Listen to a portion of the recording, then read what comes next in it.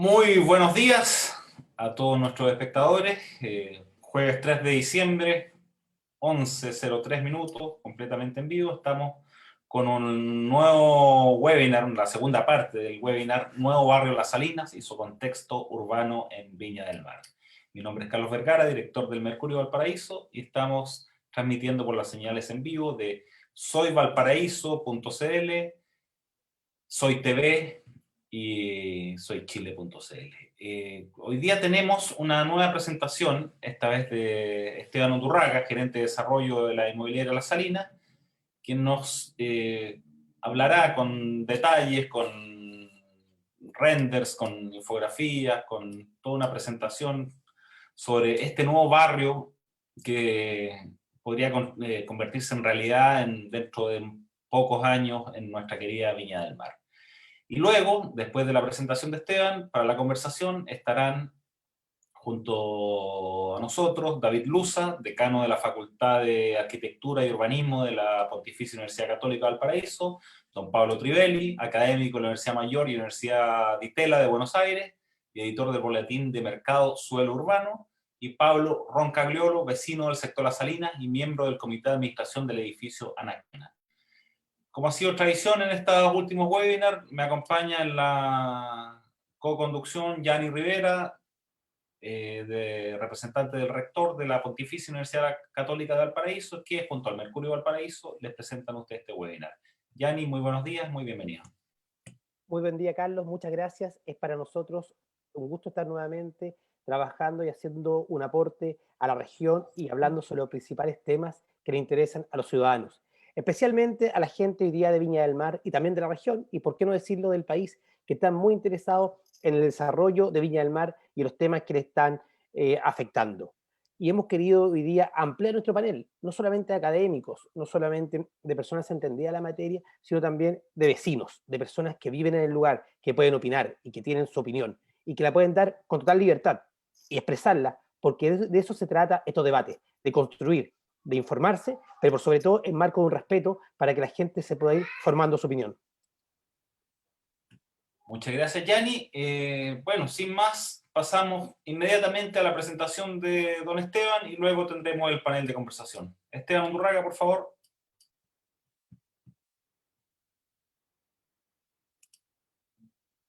Estás muteado, Esteban. Sí, sí, ahí sí. Me indican si están viendo la pantalla correcta, por favor. Correcto. Sí. Sí, señor. Perfecto. Somos todos oídos. Ya. Oye, bueno, de nuevo un millón de gracias al Mercurio, gracias a la Pontificia Universidad Católica, a ti, Carlos, Yanni, y sobre todo al panel que se han tomado el tiempo y la molestia de escuchar la presentación, de verla y ojalá tener una buena conversación. Así que, y nada, y particularmente agradecido de Pablo Roncagliolo, vecino. Creo que es importante tener el contraste de miradas en un proyecto tan relevante como este. Así que muy agradecido a los tres. Así que partiendo con la presentación, lo primero, siempre me gusta partir haciendo un recordatorio de dónde está este terreno. Este terreno que tradicionalmente estaba ubicado en la periferia de la ciudad de Viña del Mar, en la frontera norte, ¿no es cierto?, donde estaban las petroleras. La verdad que si uno se aleja un poco, uno se da cuenta que está hoy día exactamente en la mitad de la gran conurbación urbana de Viña del Mar, y por lo tanto tiene un rol estratégico, puede ser un terreno que puede ser. Pero para entender un poco, nos gusta hacer un poquito de historia, entender un poco cómo uno tiene que tratar correctamente un terreno que nosotros tenemos la intención de que sea una nueva centralidad en Viña del Mar. Es bueno recordar un poco cómo Viña se ha ido fundando y refundando y evolucionando a lo largo del tiempo. Este es un mapa del año 1878, donde básicamente la creación de la incipiente ciudad de Viña del Mar se produce en este cruce de eje entre el Camino Real hacia Quillota y el tren y el Camino Real hacia Valparaíso a lo largo del estero Marga-Marca. Incluso si uno se va más atrás, al año 1543, cuando se compran o se nacen estas primeras dos haciendas, Siete Hermanas y Viña del Mar, también se producen en torno a este cruce, que después sería fundamental en la fundación contemporánea de Viña. Pero después Viña empieza a tener como hitos fundantes a lo largo de su historia. En este cruce que les decía yo, alrededor de 1780, del castillo, el fuerte y los caminos contextuales, aparece esta noción que acompaña a Viña a lo largo de muchas décadas, que es esta centralidad mediterránea. Viña nunca fue fundada mirando al mar, sino que fue fundada en torno a estos caminos y estos cruces hacia el interior del territorio. El tren juega obviamente un rol fundamental en el crecimiento de esta ciudad, y de nuevo esta centralidad se genera en torno a los servicios y movilidad que generaba la estación de Maestranza de Ferrocarriles. Ya al año 1984 se produce oficialmente la fundación de Viña del Mar con un plano en ese sector, también con la funcionalidad del tren como apoyo a esa creación, y aparece la Quinta Vergara. Y a medida que van pasando las décadas y la expansión ferroviaria progresa, aparecen de nuevo, y esto es una condición también muy propia de Viña, junto con el crecimiento del damero fundacional, aparecen estos nodos industriales, sobre todo hacia la zona norte, que luego dan paso a la configuración de la población vergara como una tercera centralidad formal en torno al eje de Calle Libertad, pero siempre en la mediterraneidad de la ciudad y no el borde costero. De hecho, el borde costero era más bien utilitario, estaba el muelle Vergara y estaba la línea de ferrocarriles también, el suelo que se consideraba marginal. Finalmente, ya entrando en la Belle Époque de Viña del Mar, aparece esta cuarta formalidad, pero que en el fondo va acompañada aparece por primera vez esta noción del borde costero como un lugar de esparcimiento y de recorrido, y empieza a entrar obviamente en conflicto con esas líneas de ferrocarriles y esa actividad industrial costera. Aparece el concepto de la ciudad jardín con la fundación del Casino Viña del Mar, que curiosamente su puerta principal no mira al mar estando tan cerca, sino que hacia adentro de la ciudad. Pero el terreno mismo que en cuestión también tiene una historia muy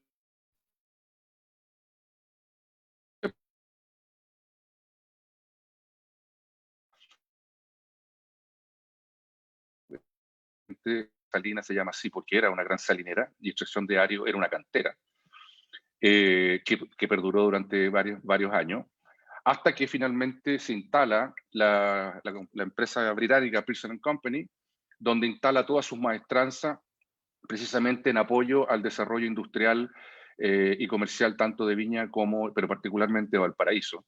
Ellos son, en definitiva, los que construyen finalmente el molo de abrigo con material extraído precisamente del terreno de la Salinas, y por lo tanto el terreno de la Salinas en cierta medida forma parte de la historia del crecimiento del puerto. Y esto se prolongó durante varias décadas, siendo una actividad fundamental en el sector. Incluida había una fábrica de ladrillos, ahí se alcanza a ver la chimenea de esa fábrica que estaba en ese lugar. Pero finalmente llegamos a los años 30 y hasta el 2003, lo que todos conocemos como probablemente el principal nodo de acopio y distribución de hidrocarburos energéticos de la zona central de Chile, que es la que finalmente después es desmantelada y trasladada alrededor del año 2003 en adelante. Hoy día, el terreno, evidentemente, independiente de las interpretaciones que cada uno tenga de lo que se puede hacer ahí, es una oportunidad gigantesca para la ciudad de Viña del Mar, en un terreno de 16 hectáreas que está frente al borde costero y que tiene una serie de potencialidades y virtudes, pero también tiene obviamente este pasivo ambiental del cual hay que hacerse responsablemente cargo. Nosotros, por un lado, creemos que en este aprendizaje sobre la historia hay que rescatar el crecimiento armónico de la ciudad, esa extensión de sur a norte, que de alguna forma se vio interrumpida con la irrupción del centro comercial y ese desarrollo de Coracero, ¿no es cierto?, en el borde costero, y además por un desarrollo, a mi juicio, bastante intenso de turismo y de segunda vivienda, precisamente por la calle San Martín. Pero además el terreno, y si uno de nuevo aprende de la historia, tiene la oportunidad, y yo diría más la responsabilidad, de lograr una integración efectiva entre el oriente y el poniente y volver a rescatar esa integración territorial de las poblaciones de la ladera y hacia más arriba de la ciudad con su borde costero que ha sido, ¿no es cierto?, tomado por el desarrollo inmobiliario anterior. También es bueno recordar, esto es un estudio de la SECLA del año 2015, este terreno está efectivamente en un lugar de alto valor urbanístico y por lo tanto nuestra intención es efectivamente hacer frente responsablemente a esas virtudes potenciales que tiene el sector. Y esto es interesante, finalmente en una mirada bastante visionaria de la propia Municipalidad de Viña del Mar, se acercan a las petroleras y en conjunto firman un convenio donde se decide que este nodo petrolero o hidrocarburos tiene que salir porque ya no puede coexistir con la ciudad que finalmente sigue creciendo a su alrededor. Y es así como este terreno, de ser un asentamiento industrial aislado, alrededor del año 1941, esta fotografía, finalmente el año 2003 comienza el desmantelamiento de toda la instalación industrial. Aquí se produce, yo diría, la mayor remoción de riesgos para la salud de las personas asociados a esta actividad industrial por décadas. Finalmente, a partir de la RCA del 2004, recién en el año 2009 se empieza a hacer ya la remoción profunda de la parte quizás más peligrosa que tenía el terreno, que era el primer metro de suelo, donde efectivamente se alojan los metales pesados y otros contaminantes más complejos, mientras que los hidrocarburos, por su condición molecular, tienden, y por la matriz de arena que tiene el terreno, tienden a percolar hacia las profundidades del terreno. Y ese terreno que finalmente se remueve el primer metro de arena contaminada y se reemplaza por suelo limpio, presenta hoy día un terreno en estas condiciones, donde hay baja materia orgánica, por eso no crece mucho, y obviamente tiene las trazas de contaminación resultantes del último gran saneamiento que se hizo entre el 2009 y el 2013. Esto es re importante, creo, hacer memoria, porque efectivamente siempre se hace referencia al enorme impacto ambiental y el pasivo ambiental que representa el terreno de las salinas, producto de su actividad industrial, pero poco se habla de este gran saneamiento que quizás fue el más invasivo y el más agresivo en términos de regeneración del terreno. Solamente algunas estadísticas que a algunos se le olvida mencionar. Aquí se removieron más de 46.000 toneladas de residuos contaminados, 6.000 toneladas de escombros contaminados, tuberías, materias inertes, residuos líquidos, todo esto producto efectivamente de décadas y décadas de actividad industrial.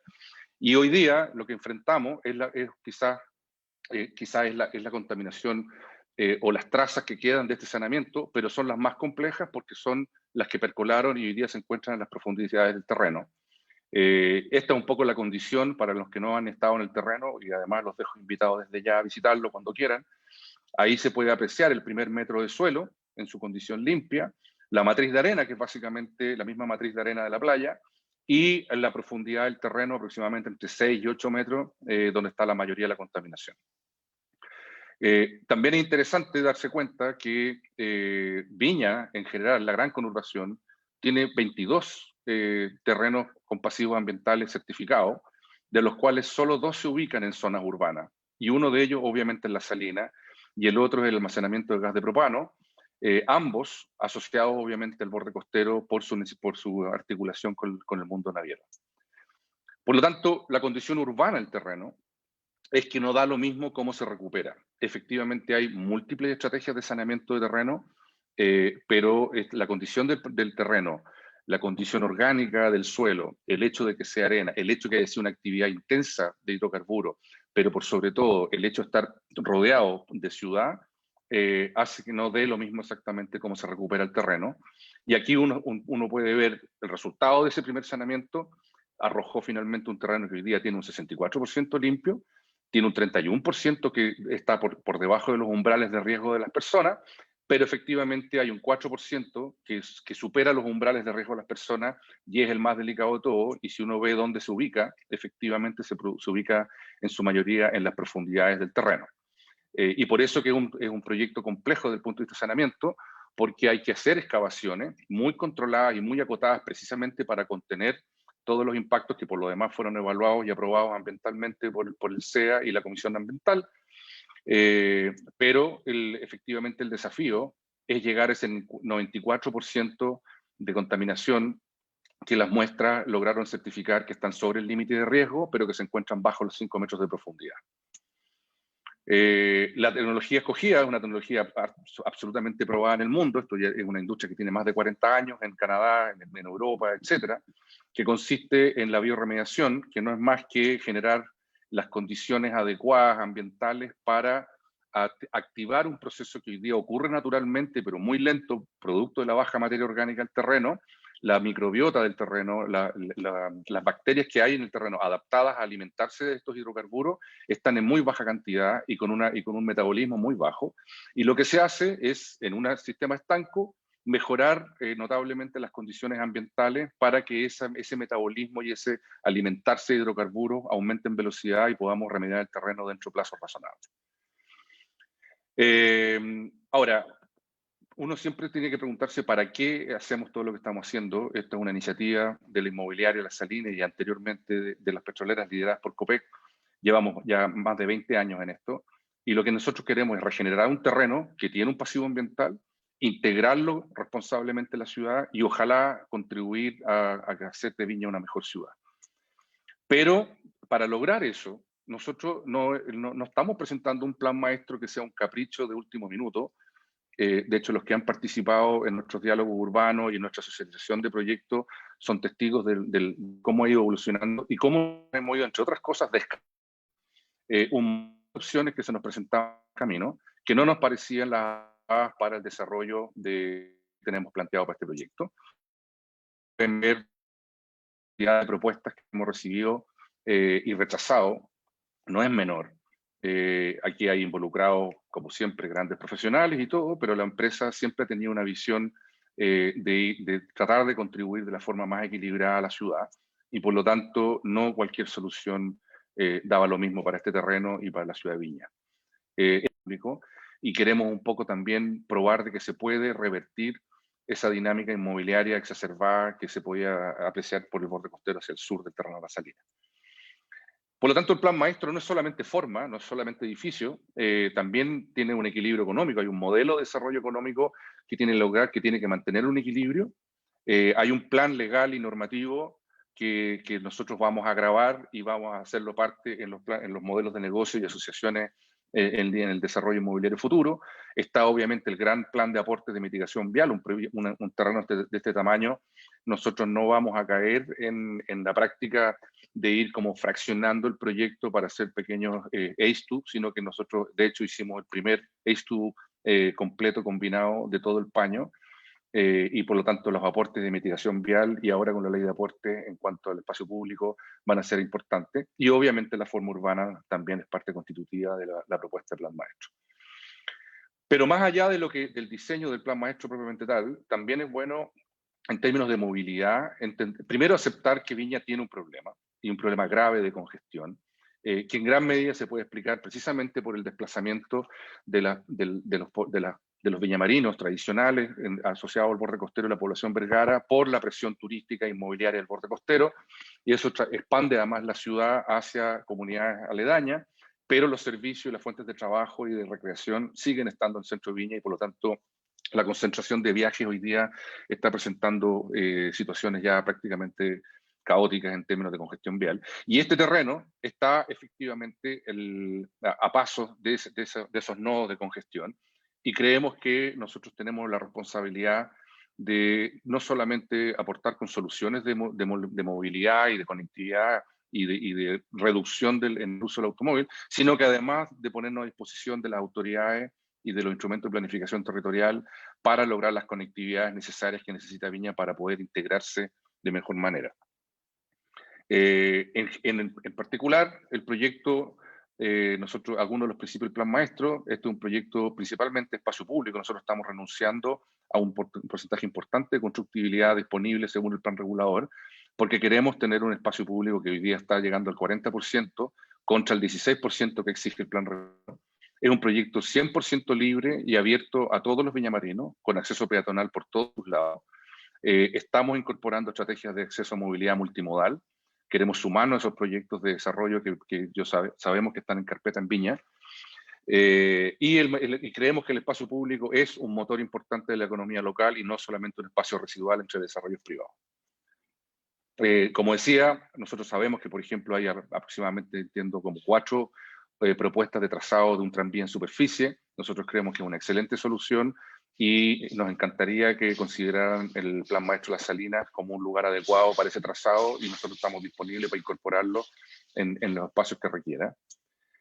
También estamos interesados en este concepto, ¿no es cierto?, del acceso y de la integración territorial con la ladera y hacia Santa Inés, pero de una forma universal, y por lo tanto estamos pensando en infraestructura en línea.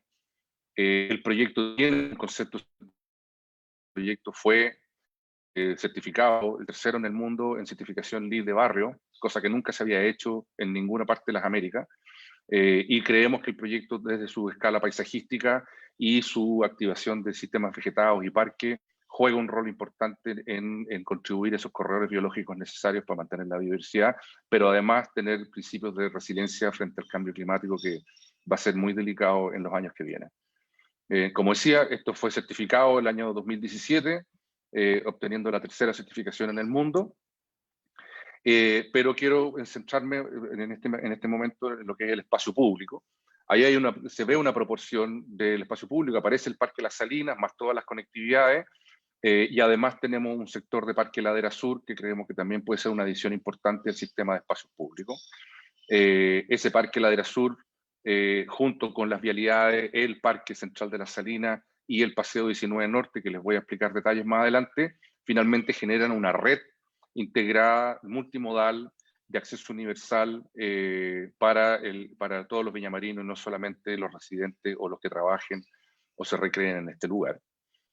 En términos del parque, nosotros tenemos una propuesta que, primero que nada, busca entender cuál es el sistema, cuáles son los sistemas o las reservas ambientales que tiene Viña.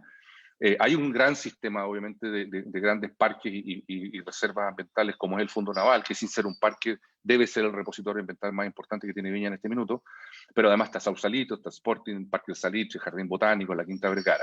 Y después hay un subsistema que aporta mucho a la calidad de vida, pero además tiene la potencialidad de conectarse biológicamente, que son los sistemas arbolados de las grandes avenidas, como Libertad 8 Norte, son las plazas más civiles, como Plaza Colombia, Plaza Vergara, y la misma gente de los vecinos de nuestros terrenos conocen bien el Pie de Ladera, que está obviamente fragmentado por la actividad industrial en el sector que nos corresponde a nosotros, y es ahí donde entra el concepto de nuestro Parque La Salina, más un parque lineal que atraviesa longitudinalmente y peatonalmente todo el terreno, y el desarrollo y el diseño y ejecución de lo que llamamos el Parque Ladera Sur, que finalmente lo que buscan es contribuir a esta conectividad tan necesaria de los sistemas vegetados en la ciudad.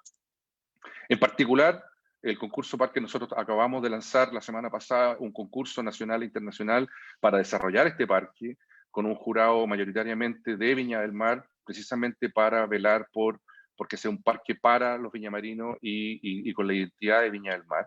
Pero es polifuncional, no es un parque simple, no es simplemente un área, no es un área de pasto, sino que va a tener una serie de programas y roles, y en particular estamos muy interesados en que tenga además la capacidad de proveer infraestructura asociada a una actividad cultural o que genere cultura en el espacio público. Y como dije, para eso estamos llamando a este concurso, que ya están todas las instrucciones arriba. Hay una página web que se llama Concurso Parque La Salina, la pueden visitar, y aquí hay una imagen objetivo de cuál es la condición de parque urbano que estamos proponiendo para este lugar, conectada además con el Paseo 19 Norte, el ascensor y eventualmente una infraestructura de servicios comunitarios en la parte de la colina. Este es el Parque Ladera Sur, que también busca, lo estamos ya diseñando y lo esperamos ejecutarlo prontamente. Esto es en terreno nuestro, no es espacio público, pero va a estar completamente abierto y conectado a los otros sistemas de accesibilidad del proyecto.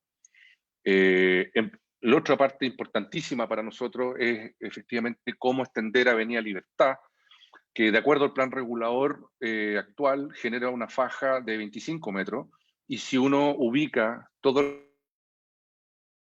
el inaceptable, si uno y la vitalidad el espacio privado, estamos anexando a la condición urbana de la que propone hoy día el plan regulador. Bastante fomenta económica y de además tenidos en nuestro plan maestro, acción social,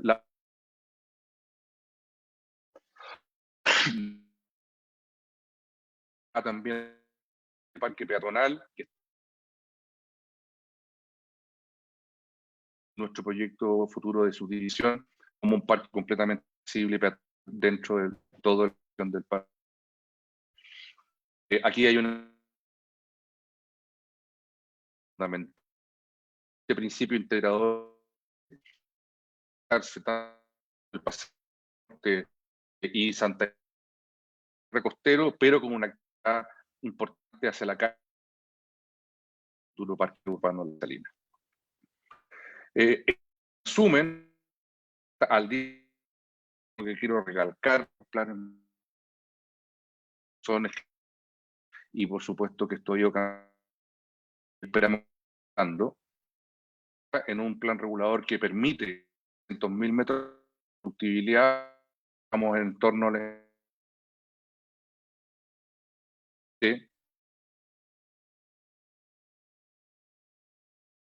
30%, más con un podemos hacer convivir centros culturales y centros que esas las que lograron. Uno de los maestros es un dinámico bastante abstracto,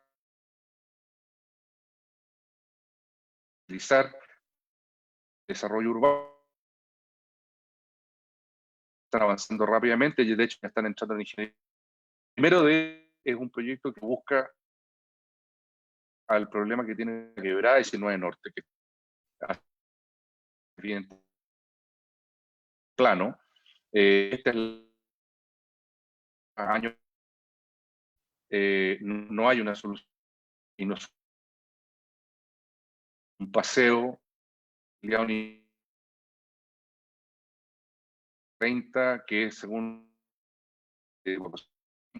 puntos para evacuar de una carretera como esa.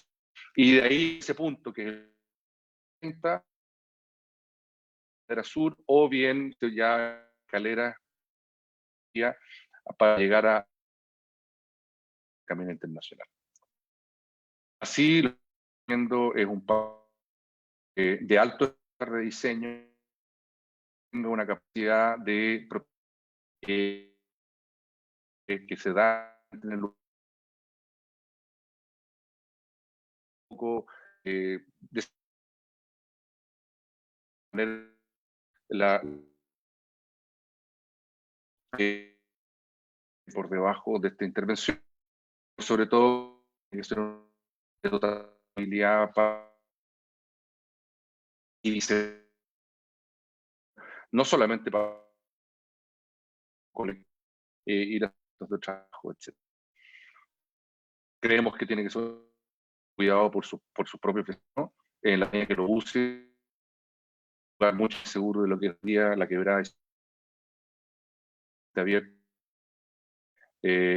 También tiene proyecto de iluminación, tiene que ser muy respetuoso de la flora y fauna, no entre temas que están presentes. Un gran proyecto que nosotros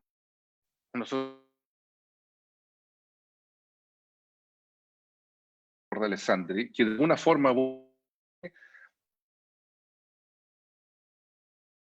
bastante autopista 6, la extensión de CO, de acuerdo a la memoria de proyecto, de 15 con San Martín y Avenida está una pedita desde oriente la zona norte. Como ve el trazado oficial, que este es un proyecto que fue diseñado en los años 90, cuando ni siquiera las petroleras habían salido del lugar, y en la memoria actual de proyecto ni siquiera están considerados las mitigaciones viales asociadas al proyecto de la Salina, y además que físicamente no está conectado. Pero en particular, nosotros, si ustedes ven la situación actual, nosotros tenemos un terreno también de nuestra propiedad en el sector de Avenida Alessandri, el P15, ahí donde hay una rotonda que es la que genera las conectividades de entre Santa Inés y la Avenida Alessandri, y además los vecinos. Pablo Rocagliolo vive exactamente a la izquierda de esa fotografía en el condominio Anaquena, y a la derecha está el condominio Fabiola. Bueno, el proyecto C Oriente, entre otras cosas, propone una trinchera. Cuando uno va de norte a sur, bajando por el Camino Internacional, propone una trinchera que se hunde justo frente a nuestro terreno y logra una conexión atunelada hacia la extensión de C Oriente, hacia el oriente de la ciudad, generándonos a nosotros el quiebre total del frente de nuestro terreno y, por lo tanto, echa por tierra la conexión peatonal que nosotros estamos buscando con los proyectos de espacio público, además de generarle problemas de accesibilidad a nuestros vecinos del condominio Fabiola. Entonces, para ello, nosotros estamos desarrollando una propuesta de una intervención de una plaza en el terreno nuestro que va a estar completamente abocada a su uso público, que garantiza esas conectividades, que además garantiza además las conectividades tanto en locomoción colectiva como vehiculares. Y si es que el proyecto C Oriente sigue avanzando, nosotros estamos pensando en las modificaciones que ese proyecto va a tener que tener, porque si no se hace absolutamente inviable los principios de integración territorial que creemos son los correctos. En particular, esta es una plaza bastante sencilla, pero que genera espacios flexibles que eventualmente pueden ser ocupados, qué sé yo, por ferias de fin de semana. El vehículo tiene que someterse al protagonismo del peatón a través de su diseño. Va a tener un sector de parada de locomoción colectiva que nos parece muy necesario en este cruce, y además se conecta con este paseo 19 Norte que les contaba previamente. Incluso más, si es que la carretera hacia Oriente continúa su avance y su desarrollo, eventualmente lo que nosotros creemos va a provocar es una cicatriz urbana de desconexión territorial de Santa Inés con su borde costero, y por lo tanto nosotros ya estamos en etapa de anteproyecto pensando en una futura pasarela de buen diseño que salvaguarde ese problema que nos genera la carretera hacia Oriente. En términos de plazo, y esto también es importante entenderlo, esto no es un proyecto que se a la mañana, de hecho tiene una vía útil de aproximadamente 10 años. Nosotros estaríamos partiendo con el saneamiento del sector alto, gracias a la reciente aprobación ambiental, donde haríamos el primer desarrollo, que es un centro cívico comunitario, además de la ejecución de la Plaza Mirador Alessandri y el Paseo 19 Norte, mientras estamos iniciando el saneamiento del Paño Sur, para posteriormente pasar a sanear el terreno del Paño Norte, mientras comenzamos las urbanizaciones del Paño Sur, lo cual nos permitiría, en torno al año 2023-25, hacer la primera gran extensión de Avenida Libertad, generando ya la primera descongestión de ese punto conflictivo que hay en 15 Norte con San Martín.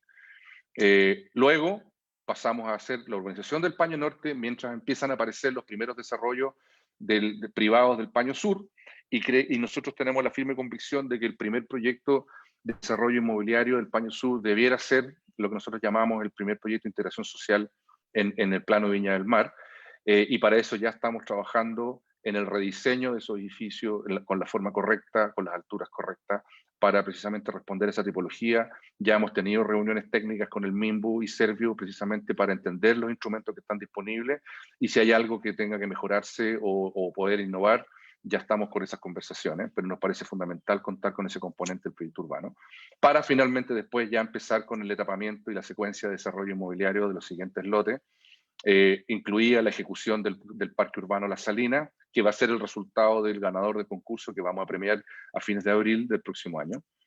Y finalmente ir completando ya hacia el año 2027-2030 el resto de los desarrollos inmobiliarios.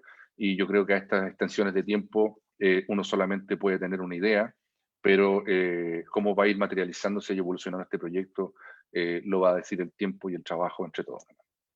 Entonces, finalmente, estamos enfrentando el año 2021 con un plan maestro que considera la ejecución de proyectos y materialización concreta de proyectos. Vamos a empezar a trabajar en el concepto de Avenida Nueva Libertad, anticipando esa futura extensión.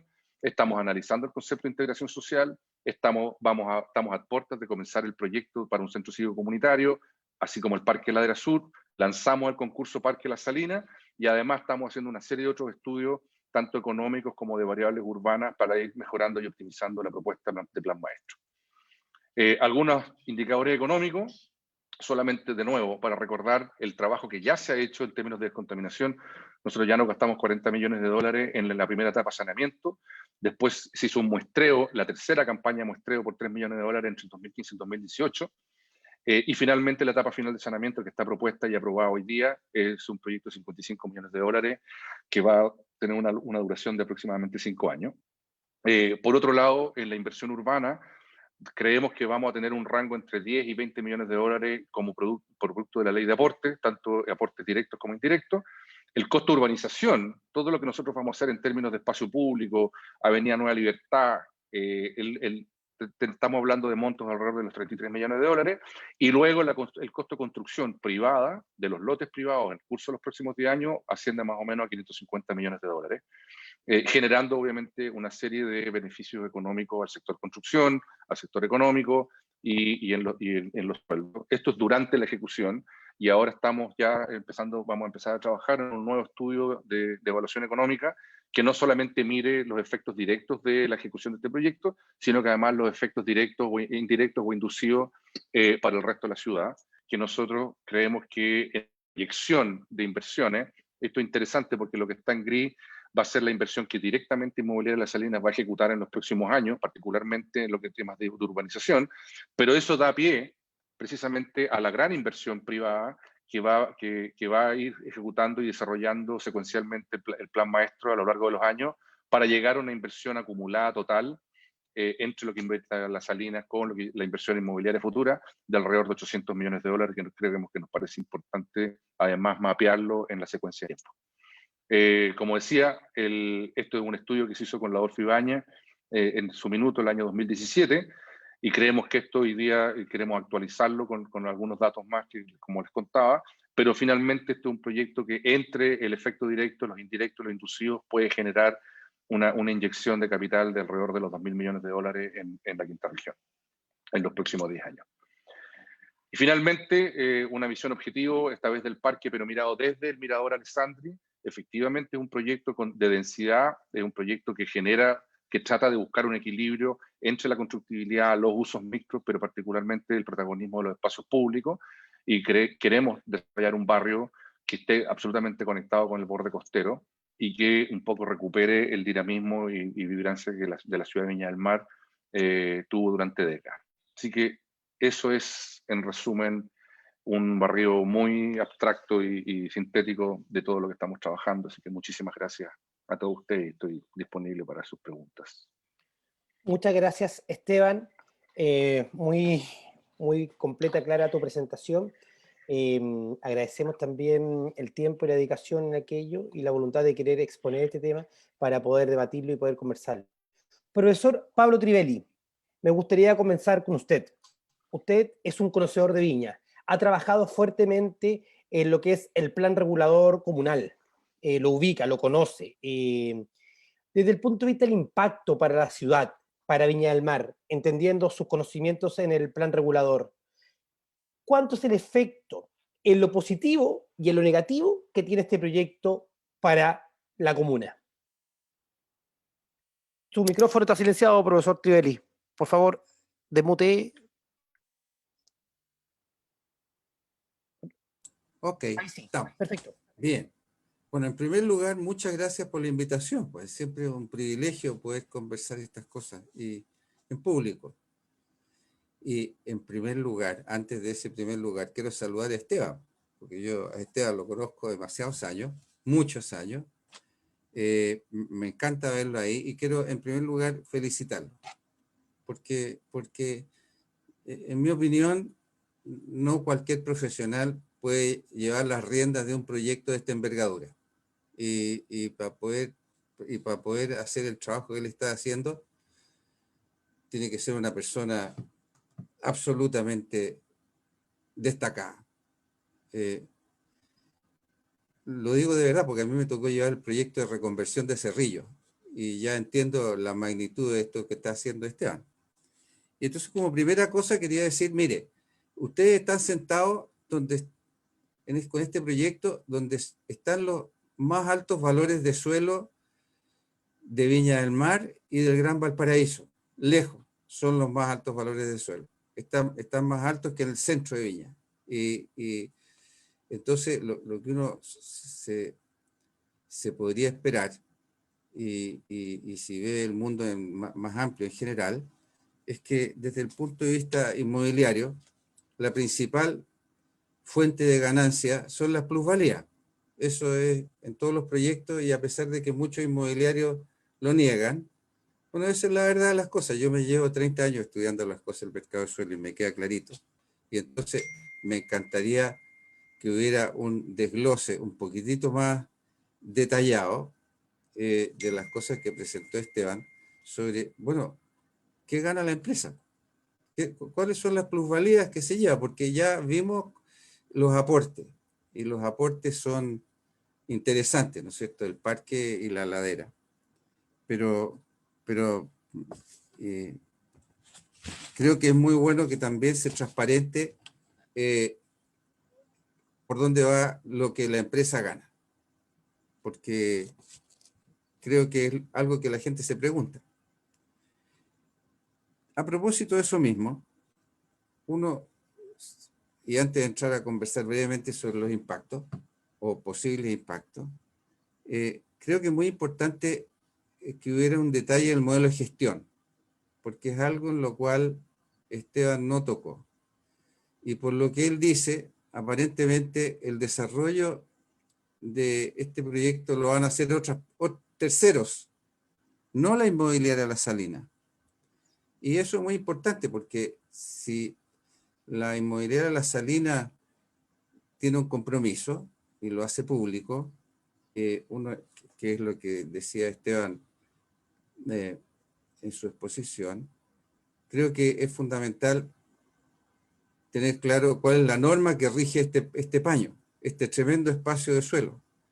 Y esta norma es una norma de privilegio y de excepción, porque permite una densidad de 1.200 habitantes por hectárea, cosa que no es el caso para la población vergara. Entonces ya por de pronto alguien podría decir, ¿qué es esta diferencia? Está bien, esa norma no estuvo a cargo de Esteban de dictarla, es una norma pública municipal. Pero si es que, y Esteban dice, se podrían construir 600.000 metros cuadrados, vamos a construir 300. Esteban, yo debo decir, y en esta reunión en que yo creo que uno puede preguntar, yo no conozco hasta ahora, en mi vida profesional, ni un inmobiliario que le haya regalado 1 metro cuadrado al plan regulador. O sea, me toca mucho en Santiago, en Providencia, en Las Condes, en Barnechea, ni 1 metro cuadrado. Las inmobiliarias llegan al límite.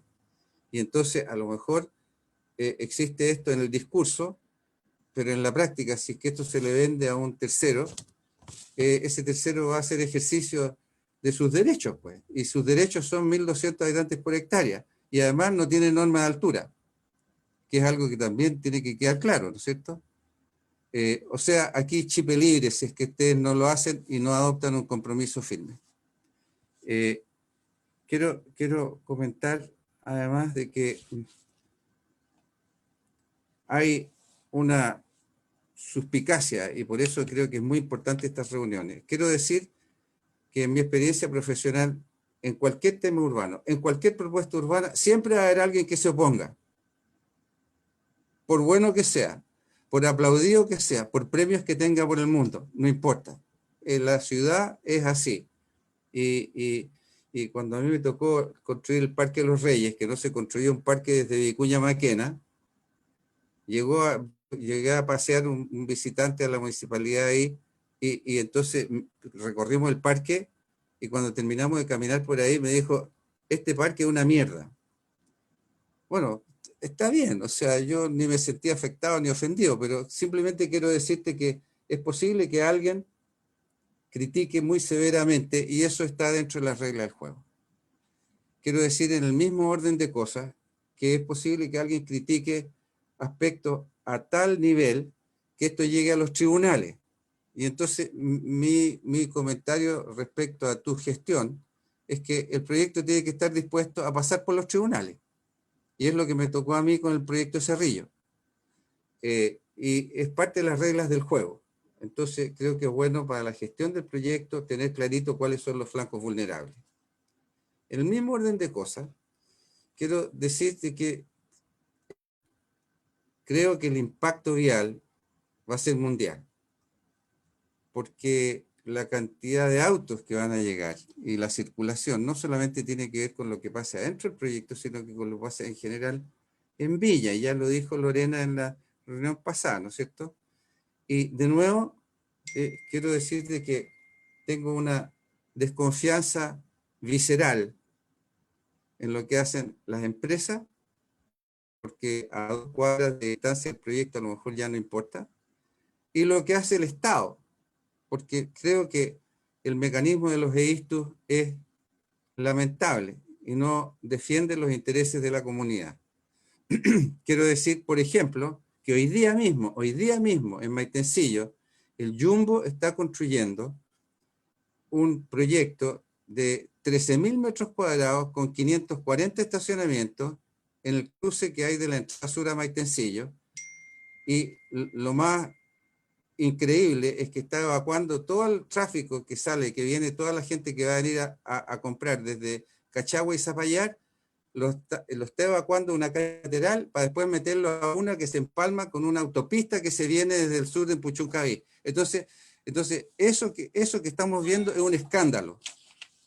Y yo creo que desde el punto de vista de la legitimidad del proyecto y la bienvenida que tenga el proyecto en el medio porteño, es muy importante que garantice que el proyecto mismo, que la lealtad del proyecto con la comunidad va a garantizar que los impactos se resuelven, se mitigan.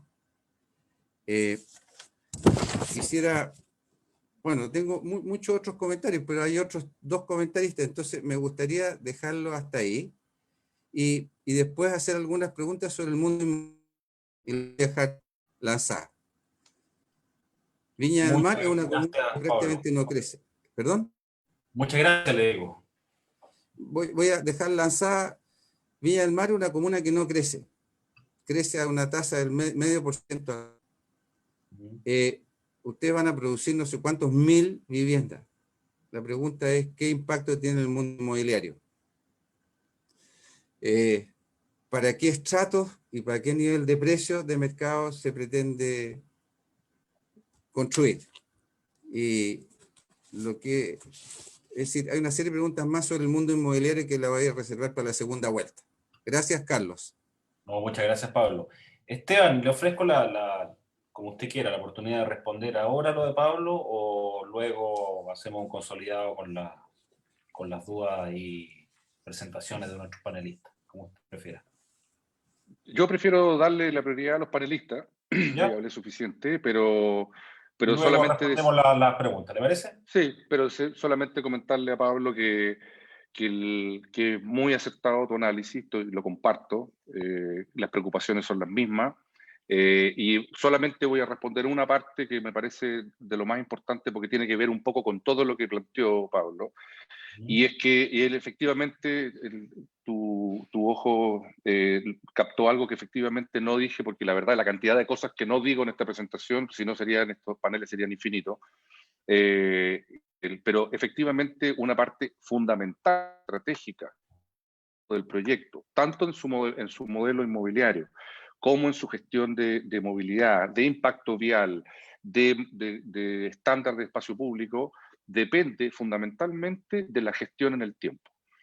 Yo he participado de proyectos de esta escala en otras partes del mundo, he visitado proyectos de esta escala en otras partes del mundo, y hay proyectos muy exitosos desde el diseño, pero como no proyectan un modelo de gestión en el tiempo, se mueren y son un desastre urbano. Y hay otros proyectos que sin ser diseño, pero con un muy buen modelo de gestión, hoy día son barrios exitosos y son vitales y sus espacios públicos son mantenidos correctamente. Nosotros ya estamos viendo dos cosas. Por un lado, nuestro modelo de negocios, que originalmente era un modelo de venta de suelo urbanizado, y efectivamente si ese modelo se sostenido, pasarían las cosas que tú dices. Viene un privado, compra y hace exactamente lo que quiere y ejerce su derecho que está contenido en el plan regulador y la ordenanza general. Nosotros efectivamente hoy día estamos cambiando el modelo de negocio, nosotros nos vamos a quedar en el desarrollo Vamos a ser parte de esas sociedades inmobiliarias, vamos a ser aportantes de suelo a sociedades donde nosotros tengamos el control. Como decimos nosotros, el que pone el suelo pone la música. Y por lo tanto es la forma que en la ejecución va a velar por el que se transfiera las virtudes del plan maestro en la ejecución del proyecto, pero después, además, nosotros vamos a generar algún tipo de entidad. Sabemos que tenemos que tener una entidad de desarrollo, llámese lo que sea, pero tiene que ser una entidad que administre el barrio, que administre la relación con los privados, que administre la relación con el espacio público, con los servicios, con la infraestructura, con los concesionarios, etc. Tiene que haber una entidad, una suerte de mini alcaldía que genere, no solamente capte los recursos para poder lograr las mantenciones, porque además, efectivamente nosotros no vamos a ceder metros cuadrados de espacio privado al municipio de Viña del Mar. Nosotros nos vamos a hacer cargo de los espacios privados de uso público. El Parque Las Salinas no va a quedar en manos de la municipalidad, va a quedar en manos de la entidad de la corporación o la entidad administradora del barrio Las Salinas, precisamente para garantizar el buen estándar y el mantenimiento y la operación de lugares como ese. Creemos que la municipalidad de Viña del Mar tiene problemas bastante más graves que estar manteniendo y operando espacios generados por privados. Muchas Así gracias, que tienes Esteban. todo. En virtud del tiempo, perdona que te interrumpa, No, doy dale, la dale, palabra a don Pablo Roncagliolo, vecino del edificio Anaquena, que nos va a plantear su visión respecto del proyecto. Muy bien, muchas gracias. Bueno, agradezco la invitación en nombre de las organizaciones de vecinos que hemos mostrado nuestra oposición a este proyecto inmobiliario. Inicio reconociendo el trabajo de Patricia Arellano, quien falleció con el sueño de lograr un gran parque para la Salina. Junto con la Corporación Pro Defensa del Patrimonio, la agrupación Mirador 1400, la agrupación Rescate La Salina, la agrupación No a la Carretera 6 Oriente, diversas organizaciones de Santa Inés, los edificios Anaquena, Fabiola, en parte, nos hemos opuesto a este megaproyecto inmobiliario. En las dos etapas. La primera, la peligrosa extracción de tierras contaminadas, y la segunda, el lamentable destino inmobiliario para el último terreno disponible que queda en la ciudad, que de concretarse habríamos perdido la oportunidad de transformar a Viña del Mar en una ciudad reconocida a nivel mundial por un hermoso parque costero. Soy vecino hace muchos años del sector, conozco muy bien el sector, todavía recuerdo los buques descargando petróleo aquí, recuerdo la brisa marina que traía ese olor a petróleo permanente. Pero estoy aquí con la única intención de que la voz de la comunidad sea escuchada, pues la verdadera participación ciudadana en estos procesos no debe ser un mero ticket en una lista de requerimientos. Chile, esperamos, ha cambiado. Lo que durante décadas parecía natural, hoy resulta escandaloso.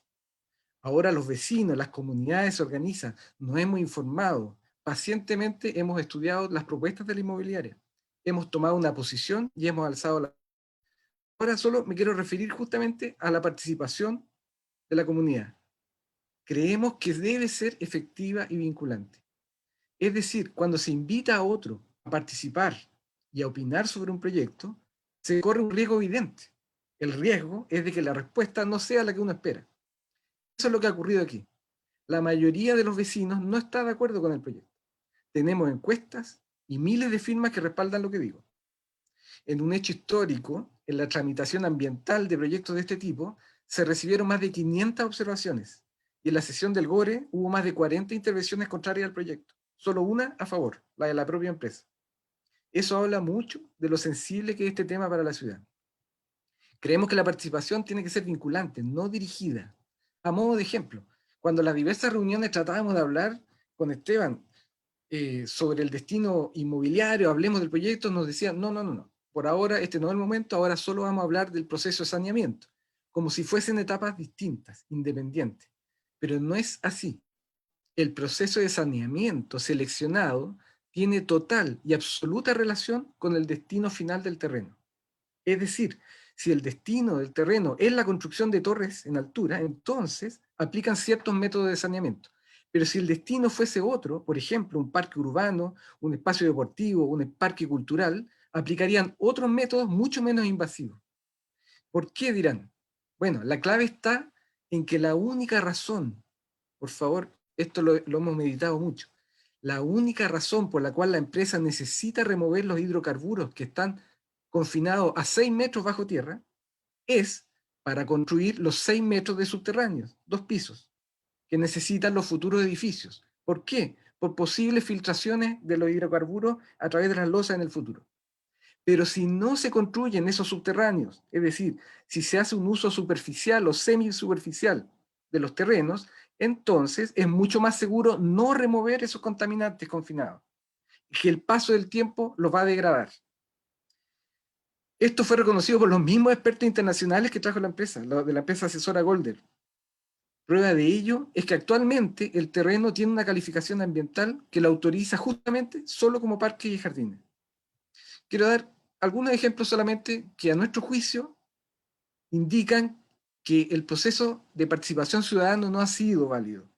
¿Por qué? Porque justamente en vez de informar a los ciudadanos, terminó confundiendo y desinformando en varios aspectos. Es decir, la participación tiene que ser sin abusar del lenguaje. Por ejemplo, no se puede hablar de un parque cuando en realidad se trata de una plaza. Todos los viñamarinos conocemos la Plaza Colombia, tal vez la más visitada de la ciudad. Se llama plaza porque es una plaza, aunque incluso es más grande que el parque que propone la inmobiliaria. Apropiarse del concepto parque, que ha sido justamente la demanda de los vecinos, no creo que sea una buena estrategia. Otro ejemplo, no se puede mostrar planos en las reuniones con los vecinos, como lo vimos muchas veces, con un gran parque ladera, cuando en realidad más de la mitad de ese terreno no le pertenecía a la inmobiliaria. Ahora, Esteban ha hablado, me parece bien, del Parque Ladera Sur, que es la parte que sí le pertenece. Otro ejemplo, no se puede hablar de que solamente el 4% del terreno está contaminado, y se dijo en los medios de comunicación, se dijo en las charlas que no, solo había un 4% de tierras contaminadas. Cuando el mismo estudio de impacto ambiental señala que más del 50% de los lotes del terreno está altamente contaminado. Es decir, no se puede hablar a veces en metros cúbicos y a veces en metros cuadrados según convenga. Existe una especie de inconsecuencia argumentativa en este punto. En diversas ocasiones, cuando se les consultó por el nivel de contaminación de los terrenos, se nos dijo insistentemente que el terreno en realidad estaba limpio en los primeros metros y que solo tenía este 4% de tierras contaminadas y que estaban confinadas a 6 a 8 metros. Y arregló seguido. Cuando se les dijo entonces, bueno, ¿no será mejor dejar ese 4% de tierra ahí donde están y que la bioremediación natural opere? Entonces la respuesta fue, no, en realidad el terreno está muy contaminado. Hay que... Un par de ejemplos más. No puede hablar, creo yo, de un barrio integrado socialmente, cuando todos los antecedentes indican que sería un barrio exclusivo e inalcanzable para la mayoría de los vecinos. Tampoco, creo yo, se puede hablar que el proceso de saneamiento aparece algo así como casi inocuo, prácticamente inofensivo, cuando en realidad se trata de una faena industrial que se va a instalar en el corazón de la ciudad por 5 años, donde se va a remover 1 millón de metros cúbicos de tierra. Con el respectivo movimiento de camiones, de maquinaria, se van a remover las napas, emanarán gases confinados, se generarán estas grandes, enormes pilas donde se inyectarán bacterias y nutrientes, y aún así tendrán que trasladar más de 500 camiones tolva cargados con Respel a un lugar desconocido. Es decir, no es inocuo un proceso que por 5 años va a impactar a la ciudad con externalidades negativas, con ruidos molestos, con polvo en suspensión, con emanación de gases, es un gran experimento bacteriológico. No es un simple compost, como se nos ha dicho. El SEA, en primera instancia, y en contra de los vecinos, ha aprobado la mayor faena industrial realizada en terrenos urbanos en las últimas décadas. Y no digo que se trate de un experimento bacteriológico de forma despectiva, lo digo pues la microbiología aún no alcanza la certeza de la ciencia exacta. Como el mismo proyecto dice, se tendrán que hacer mediciones constantes y se va a intentar bajar las concentraciones de contaminantes de las tierras. Pero aún así es probable que las bacterias no logren reducirlas totalmente y habrá lo que se llama el suelo de rechazo de las biopilas. Bueno, tengo 3 ejemplos más cortitos. En el informe no se puede decir que los hidrocarburos están confinados y que en realidad no se mueven, que prácticamente se mueven al son de las mareas solamente de forma vertical. Cuando hablamos con los expertos en las reuniones, nos dicen, no, en realidad los hidrocarburos no sabemos bien cómo se mueven por las napas, se desplazan de forma horizontal según las mareas y según la época del año. Entonces hay información confusa en todo este proceso de participación. Tampoco, creo yo, se puede hablar de un comité de científicos independientes, cuando en realidad se trata de consultorías técnicas debidamente remuneradas. Es cierto que el lenguaje y las palabras crean realidades, pero las cosas son por lo que son. Aquí no hay una investigación independiente de consultorías técnicas. Eso es lo que ha existido. Y por último, solo un ejemplo más, a propósito de la participación, de que creo yo no debe ser dirigida. No se puede hablar de un parque lineal. Realmente nos parece que es un abuso del lenguaje. No todo es un parque. En definitiva, la conclusión que hemos llegado los vecinos es que es muy difícil implementar procesos de participación ciudadana vinculante cuando son ejecutados desde las mismas inmobiliarias. Es un problema del modelo que tenemos, ¿cierto? De la reglamentación. Existe una incompatibilidad inherente en su esencia. Las inmobiliarias tienen por naturaleza de su giro rentabilizar los terrenos, generar utilidades. Por eso hacemos un llamado a las autoridades de la ciudad, de la región, que deben generar un plan regulador para los ciudadanos, no para las empresas. Creemos, y con esto termino, Viña del Mar no resiste otro proyecto inmobiliario como este, con más de 20 torres de edificios. La congestión vial terminará por colapsar la ciudad. La falta de áreas verdes, la necesidad de repensar el borde costero, accesible para todos, compatible con las normativas de tsunami, hay que alejar las viviendas de las playas, del borde, hay que dejar esos espacios, hay que generar espacios para la cultura, para el deporte. Bueno, ese sería mi primer comentario respecto de lo que fue la participación ciudadana y que nos ha dejado muchas dudas y muchas inquietudes todavía. Muchas gracias por tener su espacio, de opinar, de dar su visión, porque eso se trata de formar este debate. Antes de comenzar con el para que pueda entrar de lleno a la pregunta que tiene que una agenda ya bien recargada, una batería buena de respuesta, quiero hablar con el profesor Luza. Profesor Luza, usted además de decano de la Facultad de Arquitectura de la Pontificia Universidad Católica del Paraíso, es un destacado hombre vinculado a los temas patrimoniales. Desde el punto de vista, desde ese punto de vista de cómo un proyecto como este tiene que ver con el desarrollo de una ciudad, pero teniendo en vista lo que significa patrimonialmente el sector de Santa Inés, lo que aducen los vecinos. ¿Cómo cree usted que este proyecto debería enmarcarse o cómo se está llevando en base a esa armonía que tanto reclaman algunos? Bueno, ya está, buenas tardes ya. Bueno, primero que nada, gracias por la invitación. Quiero hacer una suerte de corrección, Yanni. Mi área de especialidad no es necesariamente, o sea, no es específicamente el patrimonio. Me es más bien dedicado a lo que es la movilidad, y sin duda que probablemente a través de la movilidad uno ha tocado temas de lo que se podría llamar el patrimonio urbano, y lo que en la región también podríamos hablar del patrimonio natural. Quizás desde ahí alguna referencia en ese sentido.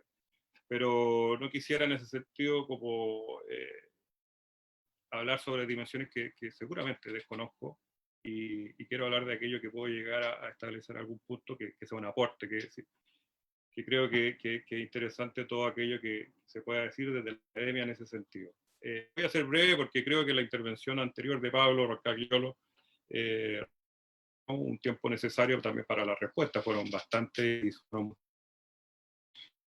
Creo que aquí está también el patrimonio cultural, y el patrimonio cultural es aquello, por decirlo así, aquel patrimonio artificial, el creado por la humanidad, por las personas, y el patrimonio natural. En ese sentido se habla del patrimonio cultural, paisaje cultural. Seguramente, y ojalá demos paso en adelante en Chile para encontrar instrumentos también, como la intervención anterior a la mía, digamos, hacía apelación a que a veces nos quedamos cortos con ciertos instrumentos que hagan a estos anhelos que tiene la comunidad y la sociedad en general, digo yo. Y que, por ejemplo, en otros países existe el estudio de impacto e integración paisajística, que es un poco más complejo que lo que podría darse a propósito del estudio de impacto ambiental, y que este estudio de integración paisajística, de impacto de integración paisajística, también aborda temas, podríamos decir, de sensibilidad de las personas, de aspectos históricos, y que a veces quedan fuera de los proyectos. No estoy hablando de este proyecto en particular, que quiero decir que por la exposición que se da, y me tocó ver la anterior, que en algo, digamos, se reitera, es ojalá, digamos, el ánimo que tuviese mucha inmobiliaria, lo quiero decir. El ánimo de dialogar, se dijo aquí también la disposición a evolucionar. Creo que hay que rescatar las palabras inmobiliarios que hoy vemos que se desarrollan, pudiesen tener este tipo de disposición, por decirlo así. Que dicho sea de paso, no es la que vemos comúnmente en la región. O sea, nosotros en la región lo que estamos viendo es proyectos inmobiliarios ya sea cerrados, del tipo condominio, o proyectos inmobiliarios, como yo los llamo, disolventes de suelo, que en la medida que más metros cuadrados incluyen en el proyecto, más eliminan la potencialidad del espacio público. Y aquí en ese sentido también es un patrimonio villamarino el tipo de espacio público que requiere. La población Vergara, si bien no tiene áreas verdes como los jardines, tiene su árbol, digamos, tiene sus grandes avenidas, las arboladas, en fin, y tiene ya un modo en que debiese ser parte de lo que se considere para cualquier otro tipo de proyecto. Aquí se habla de un parque, y también coincido un poco que a lo mejor es extremar un poquito la palabra. Entiendo, sí, a lo mejor un eslabón dentro de un sistema para hablar de parque. La literatura no es tan contundente para decir si es grande o chico el terreno, porque se habla básicamente de las condiciones o que puede dar una palabra que a lo mejor nos acerca a un ser humano, y creemos que hay que hablar la bastante que usa en sitio, se habla un poco de aquellas dimensiones que ofrece un espacio verde, que puede ser denominado como parque, sin duda que involucra una visión también macro, como también yo creo que se expresó en la presentación, o sea, a nivel casi como metropolitano. Casi yo diría, y creo no equivocarme, los que estudian a fondo estos temas como los ecólogos o biólogos, digamos, podrán incluso relacionarnos con la reserva de la biosfera, digamos, que yo siempre digo que es nuestra gran bahía verde, que también tenemos que contemplar, no solo el horizonte. Así que en ese sentido yo creo que probablemente hay algo que todavía seguir evolucionando en lo que respecta a este paisaje cultural que digo yo. Pero creo que el proyecto intenta a través de este concurso, que insisto que el nombre a lo mejor lo extrema demasiado, a que se incorpore.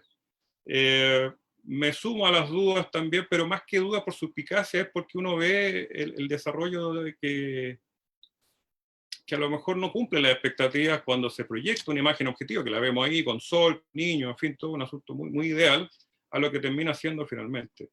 Efectivamente, todo lo que viene en el plan de gestión a futuro es súper delicado. Las tres grandes patas, digamos, la planificación, la gestión y el diseño, a veces tienen que estar en un nivel de armonía que es muy difícil, es titánico, es súper titánico. Y en ese sentido, cuando se habla de una corporación, claro, una personalidad jurídica que podrá sostenerlo. Y ojalá con la mayor participación de la comunidad, que es la que cuida del patrimonio más intangible, que es el modo de vivir que tenemos a veces, o que tienen los villamarinos en ese sentido. Pero, digamos, lo quiero dejar hasta aquí, creo que hay bastantes que Esteban ha sido un poco que así que... Esteban,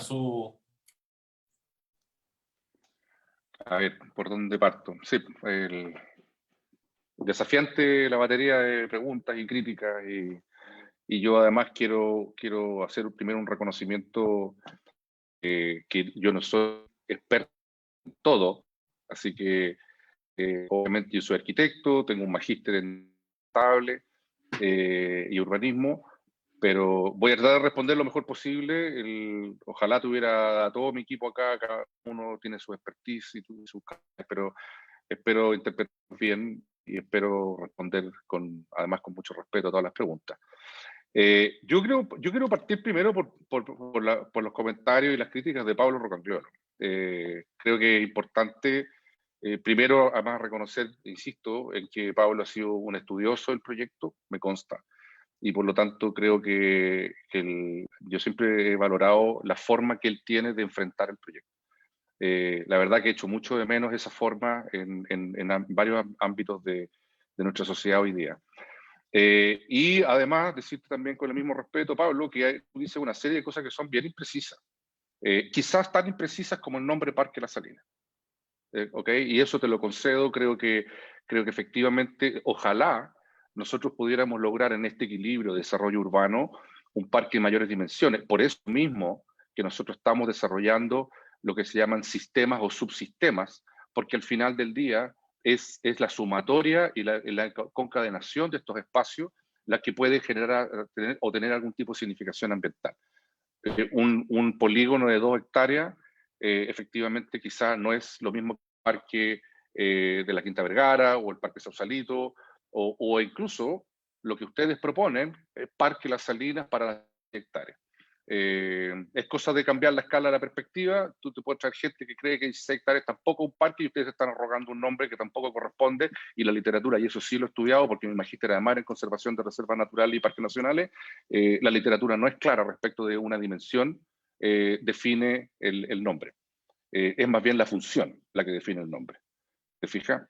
Yo personalmente, yo creo, una de las primeras cosas que yo siempre he estado en desacuerdo contigo es que, en definitiva, después de todo tu argumento, la conclusión de la propuesta de ustedes es no descontaminar.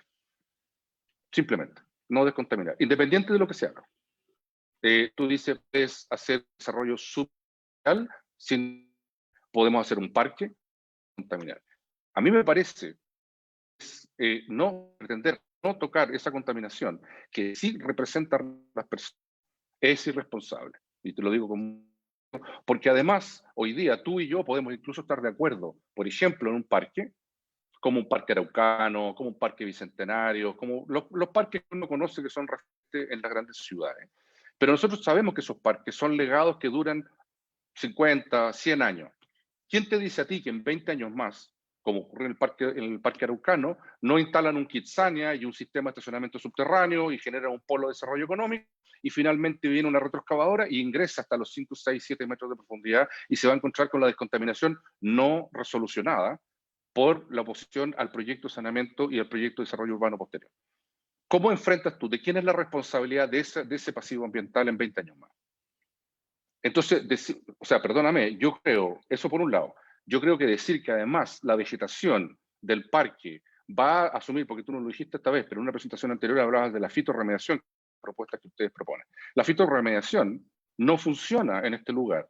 Primero, porque la fitorremediación fija contaminante en sus raíces, y algo que no se dice cuando se defiende la fitorremediación, la planta no degrada el contaminante, la planta fija el contaminante en sus moléculas, y la planta pasa a ser un que hay que incinerar, y las plantas no evaporan la contaminación del metabolismo.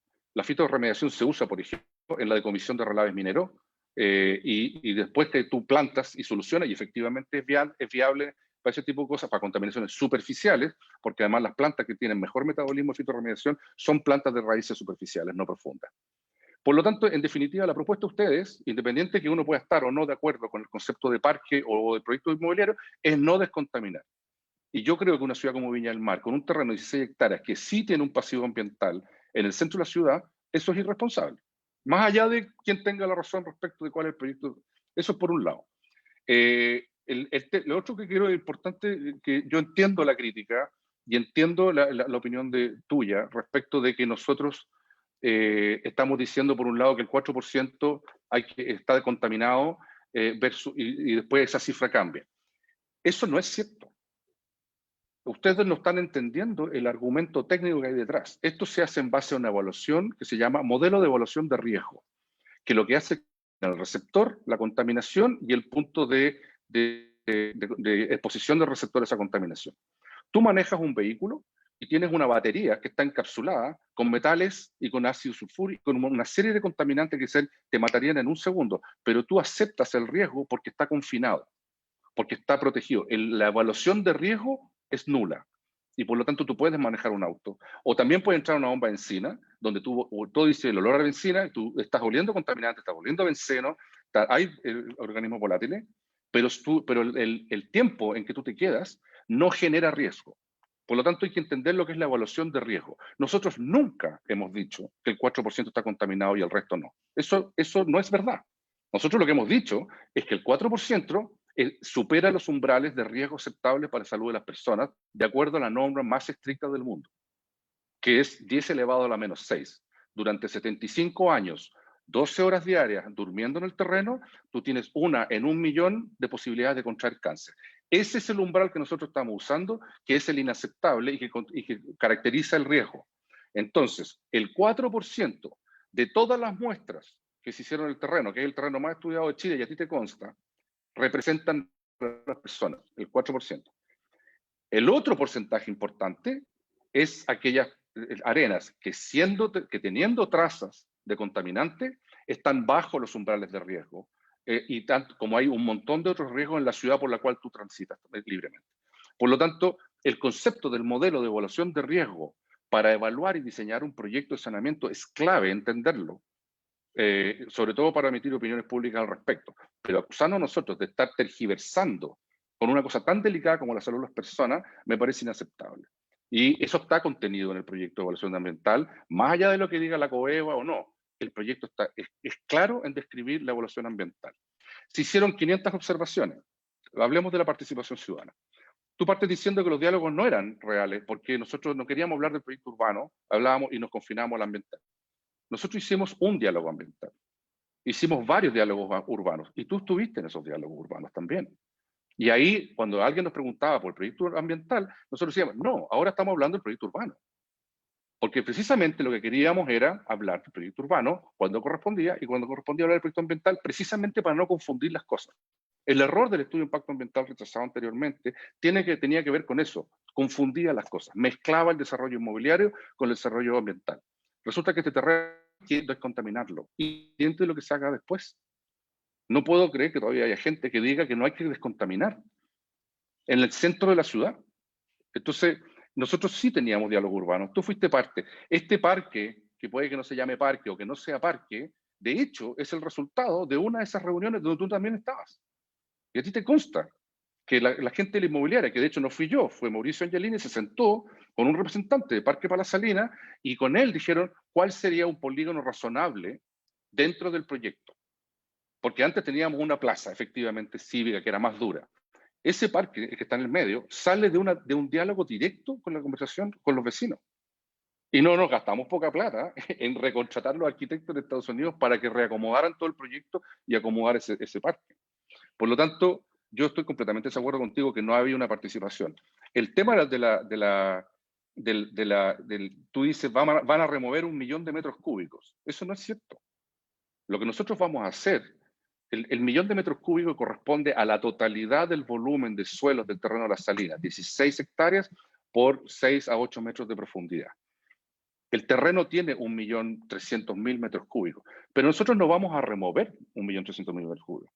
Precisamente porque no podemos superar las normas existentes en Chile en cuanto a ruido, vibración, olores, emanación de material particulado, volatilidad de elementos peligrosos para la salud de las personas, es que la excavación es milimétrica. Se hace con máquinas de formato pequeño. No puede haber tú lo tratas de pintar como si fuera una obra minera. Eso no es cierto. Es imposible. El proyecto dura 5 años precisamente porque no puede ser una obra masiva.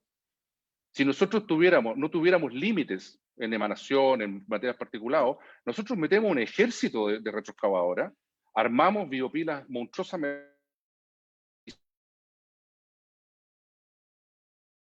Tiene que ver con una cosa que se llama land farming, que es muy utilizada en el mundo, que básicamente consiste en arar la tierra para volatilizar estos contaminantes.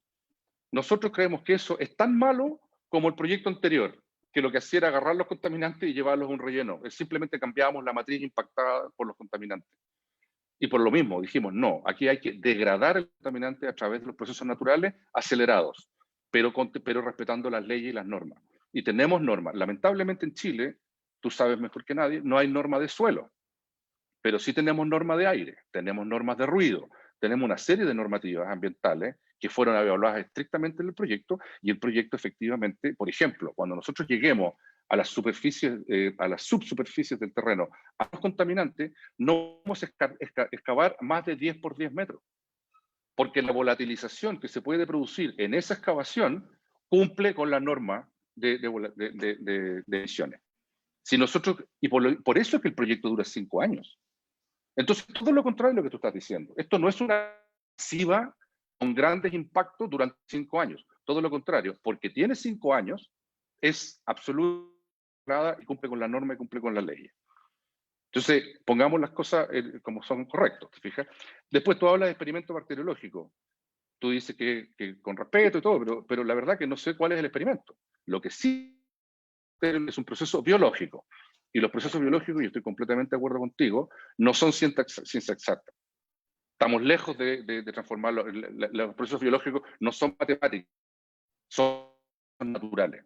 Y por lo mismo, hay un montón de literatura y un montón de ciencia que se está desarrollando permanentemente. Mira todo lo que ha avanzado el conocimiento del COVID en los últimos 8 meses. No sabíamos nada en marzo. Hoy día sabemos bastante más y seguimos siendo bastante ciegos al respecto. Pero esto no es un experimento, es una industria consolidada, es una tecnología consolidada que, ojo, en Europa usa recetas. Tú compras las bacterias en una repisa. Nosotros acá lo que estamos haciendo, las bacterias que están ahí, que además fueron económicamente, y sabemos y están confirmadas por el colegio médico, que también ustedes emplazaron a rechazar el proyecto, y el colegio médico confirma que efectivamente se cumplen con todos los niveles de bioseguridad y que las bacterias no son patógenas. Y aún así, siguen diciendo por la prensa y las redes sociales de que va a contaminar a la población.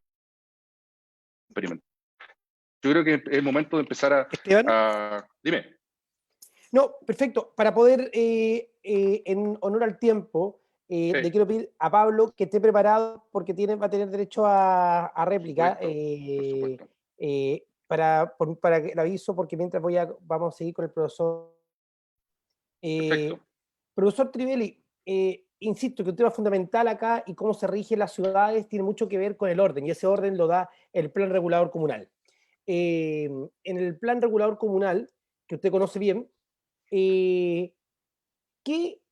¿dónde apunta o cómo resuelve estos conflictos? Por ejemplo, donde hay posiblemente algún terreno que debiese o no estar contaminado. ¿Cuál es ese proceso? ¿Cómo debiese abordarlo la ciudad? Profesor Trivelli, por favor. A ver, yo creo que que gerentea este proyecto se lleva años trabajando sobre esta materia y Pablo Roncayolo también, porque está impugnando el proyecto. Entonces yo siento que mi aporte no va a ser de ningún valor cierto estas cosas, porque aquí hay otros jugadores que saben mucho mejor que yo. Lo que hay es que, bueno, como decía Esteban, no hay norma de contaminación de suelo. Entonces, si no hay norma, estamos un poco jodidos, pues. Estamos aquí al buen criterio y al sentido común de la gente, y yo creo que esto se resuelve, Yanni, esto se resuelve en el ámbito político, porque cuando las cosas no están aclaradas entre las reglas del juego, entonces tenemos que recurrir a la quienes gobiernan al ámbito político.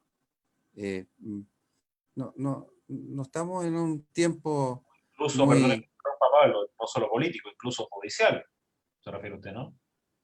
Sí, claro. No es lo óptimo a todas luces. De hecho, hay que para mucha gente queda bastante claro que los arquitectos fueron en algún momento los profesionales más importantes de muchos proyectos inmobiliarios y que hoy día son los abogados.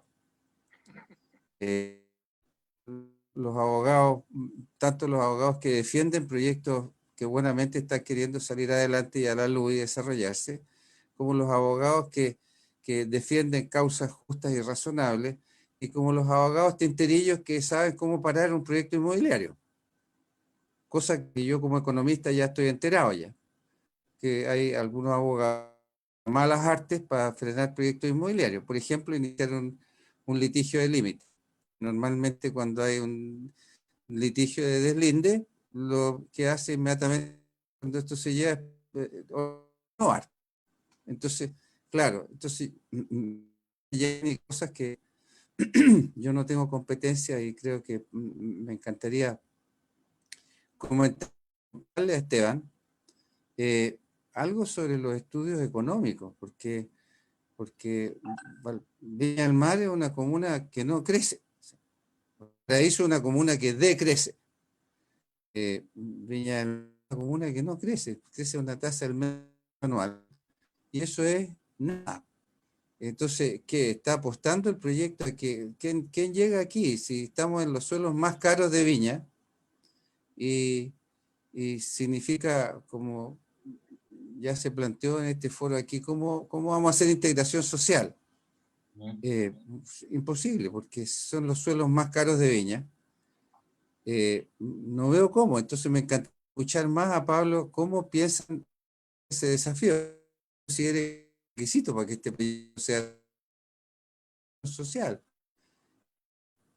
Pero dice que las proyecciones son de desarrollar, producir y vender vivienda en 10 años. ¿Qué proporción del mercado van a tomar? Si es que es una ciudad que no crece, es una ciudad donde se construye poco. Profesor Y Tiberi, entonces, ¿sí? me acepta una interrupción y que hay una Todas las pregunta que quieras. que me llama la atención. Y me pregunta acá, las autoridades, ¿qué rol cumplen? Las autoridades comunales, las autoridades ministeriales del Ministerio de Vivienda, porque usted ha dicho que es una decisión política, perfecto, que se rige en base a un plan regulador que fija las normas, todo. Pero eso al parecer no se ha dado, porque al final lo que desprendo también de otra discusión es que la inmobiliaria se entienda con los vecinos, y mi pregunta es el rol de la ciudad desde el punto de vista de la administración formal que está normada. ¿Dónde queda ese espacio? Se plasma en el plan regulador para el comportamiento de las inmobiliarias y del sector privado. Una vez que está el plan regulador, entonces esas son las reglas del juego. Y lo que tiene que hacer la autoridad es estimular para que se cumpla. La autoridad puede jugar un rol, la autoridad política, un rol de incentivar la conducta del sector privado. Y además de hacer cumplir las normas, pues, cosa que no siempre sucede. Pues. Y si usted quiere que yo le dé ejemplo, existe aquí en Maitencillo, donde yo soy vecino y secretario de la Junta de Vecinos, un proyecto que se llama Costa Esmeralda, que lo primero que hizo al empezar a funcionar fue tirar 30.000 metros cúbicos en una zona de protección normal, regulador intercomunal, satélite borde costero norte de Valparaíso. Y resulta que yo me fui con todos los funcionarios municipales a terreno y no lograban ver los 30.000 metros cúbicos. Luego me fui con todos los funcionarios de la Seremi de Vivienda y no lograban ver los 30.000 metros cúbicos. De hecho, con la ministra Zaval, tampoco, decía que eso no era un problema, podría que haya los 30.000 metros cúbicos que están equivocados, pero esto no es competencia de este ministerio, es competencia del Ministerio de Medio Ambiente, de una norma, la fiscalización de una norma del regulador intercomunal de Valparaíso. ¿Quién se hace cargo de la fiscalización de las normas? Las instituciones del Estado.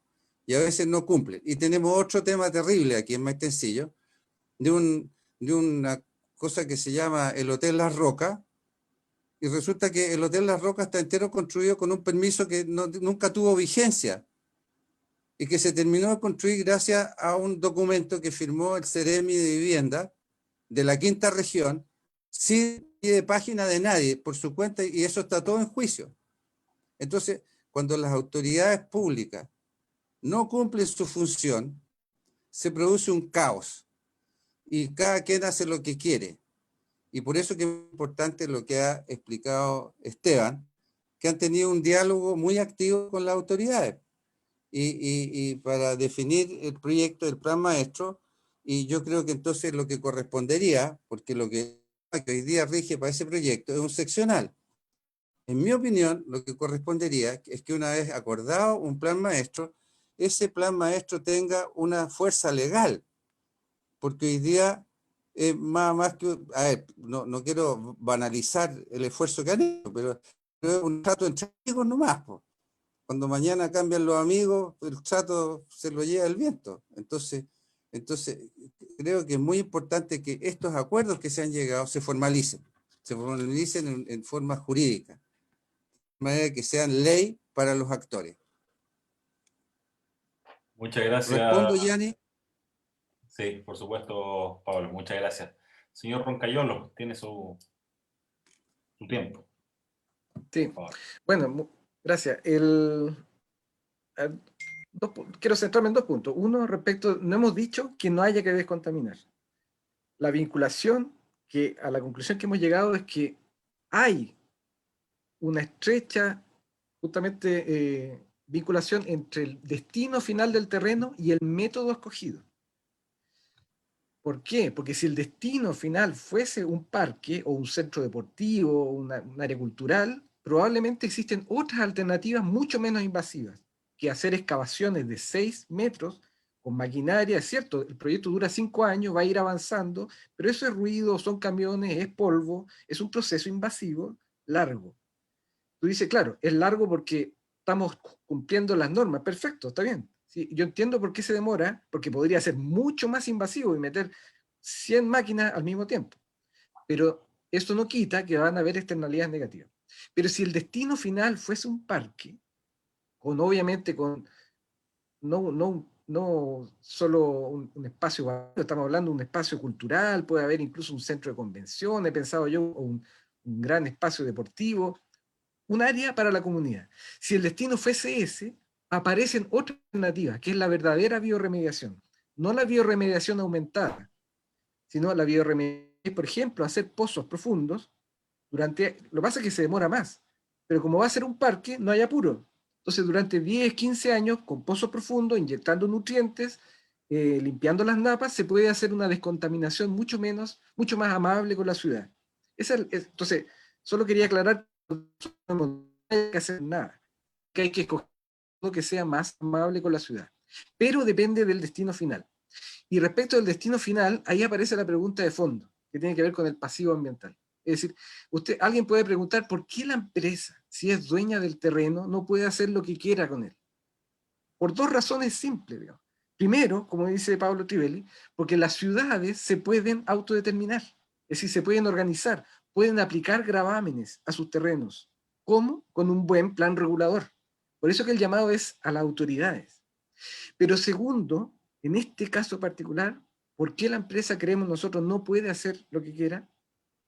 Porque estamos frente a una deuda que se llama pasivo ambiental.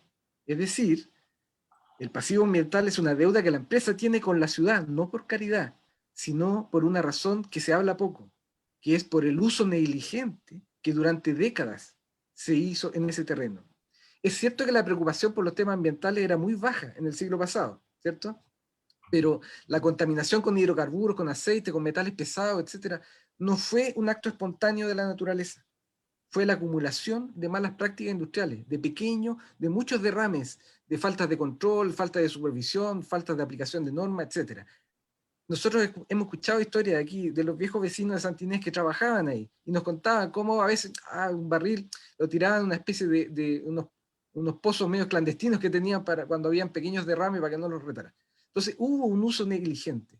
Es decir, la empresa o las empresas petroleras no se pueden sentir orgullosas del daño que se causó en un terreno tan hermoso. En términos simples, como se dice coloquialmente, el que rompe paga. En este caso, se debería decir el que contamina paga. ¿Y cómo se paga? Obviamente, restituyendo a la ciudad el terreno en buenas condiciones para un uso comunitario. No se puede pretender lucrar a partir del mismo terreno que fue contaminado. Por lo demás, esas eran tierras fiscales, que se vendieron a principios del siglo pasado a precios muy bajos para promover el desarrollo industrial en la época que Viña del Mar era justamente un gran polo industrial. Todo lo contrario a lo que es hoy. Entonces, nosotros creemos que la mejor forma que existe de pagar esa deuda, ese pasivo ambiental, es que la empresa restituya a la ciudad ese terreno para un uso comunitario. Muchas gracias, estimado Pablo. David Luza, si pudiera darnos sus conclusiones finales, que estamos un poco excedidos, pero ha estado tremendamente interesante y como bien decía Yanni, el debate siempre es algo que se agradece. Por favor. Sí. Bueno, gracias. Bueno, me pasó igual que la vez anterior, digamos que estoy en medio como de tener que dejarle la palabra a Esteban para que responda, porque efectivamente son emplazamientos. Pero, de todas maneras, haciendo uso de la palabra, efectivamente una de las preocupaciones, uno diría, o de los desconocimiento. A lo mejor aquí hay oportunidad de tener más información de para quiénes está dirigido el proyecto habitacional, llamémoslo así, de genérico. Porque efectivamente Viña del Mar no es solamente una comuna que parece que crece poco, sino que se envejece. Viña del Mar es de la segunda, pertenece a la segunda área metropolitana con mayor tasa de adultos mayores, y en proporción es la que tiene más adultos mayores. Entonces, en ese sentido, ¿quiénes serán los que podrían llegar a vivir acá? Que yo entiendo un proyecto, y creo haber visto más proyectos que están asociados a tener también digamos, un desarrollo habitacional que los que no, y pareciera ser que aquellos que conjugan e integran de manera armónica aquellos aspectos habitacionales con los de desarrollo de espacio público son los exitosos. Pero habría que saber bien, insisto, por desinformación probablemente, de quiénes, hacia quiénes. Quisiera muy brevemente, y a lo mejor me aparto un poco, pero dadas las palabras que a veces uno le vienen, digamos, y le hacen recordar personas también, a lo mejor hago un justo y pequeño homenaje a Germán Bannen, que aquí lo conoceremos los arquitectos, a propósito de que se hizo a la empresa titánica, digamos, de conjugar los aspectos económicos, sociales, yo diría, en su proyecto, bueno, junto a otros, evidentemente, Jaime Márquez, de Nueva Providencia. Y fueron los aportes y fueron también las ganancias a quienes estaban también llamados a hacer que construyeran a través de seccionales, digamos, que eran una suerte de protoproyecto de aquello que tenía que levantarse, y que, bueno, con el tiempo, digamos, probablemente algunas desvirtuaciones, pero ¿por qué lo digo? Porque todos podemos acordarnos de lo que ocurrió en octubre del 2019, el 18, pero unos poquitos días antes nos dejó Germán Bannen. Y creo que ante este tipo de proyectos y ante otros que estamos enfrentados para el gran desarrollo de nuestra área metropolitana, vale la pena mirar otra vez. Creo que logró conjugar en otros tiempos, evidentemente, probablemente también tanto más difíciles desde el punto de vista también político, desarrolla un proyecto armónico, que es como una palabra que se dice fácil, pero que cuesta mucho, parece, conciliar. Así que esperemos, sumémonos. Yo estoy contento. Me tocó alguna vez asistir, me fui invitado en Alemania a propósito de proyectos que eran de reintegración de los que estaban un lado del muro y del otro, que una vez que se cayó el muro habían desarrollado sus distintas, podríamos decir, modalidades de comunidad incluso, y los vi sentados en la mesa y me gustó, y dije, qué ganas que en Chile ocurriera algo de ese orden, y está ocurriendo, que parecieran ser antípodas, digamos, pero y se algo que pasamos muy por encima. A lo mejor mi última palabra, digamos,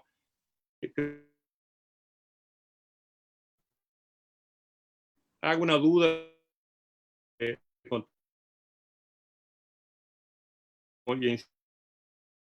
que si tratan personas profesionales, y conozco algunos de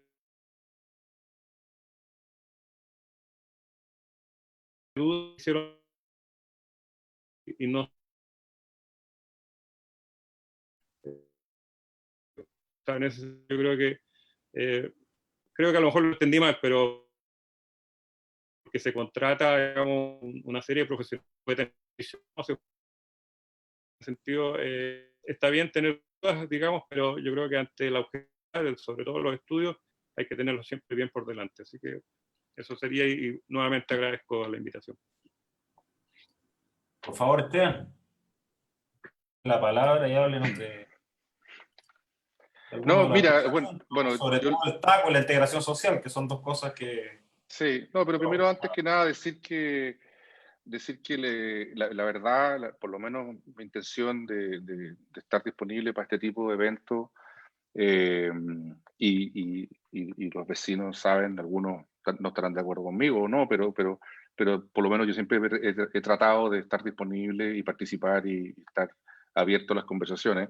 Y en particular acá, a mí lo que me gustó de este formato de webinar es que uno aprende mucho del panel. Uno repite y repite y va como un poco construyendo su relato, tratando de ser lo más claro posible, a pesar de que efectivamente Pablo Rocabruna tiene razón. Es un proyecto que, te lo reconozco, no es fácil de explicar ni en lo ambiental ni en lo urbano, así que probablemente además debemos haber cometido infinitos errores en ese en esos discursos, pero la buena intención está.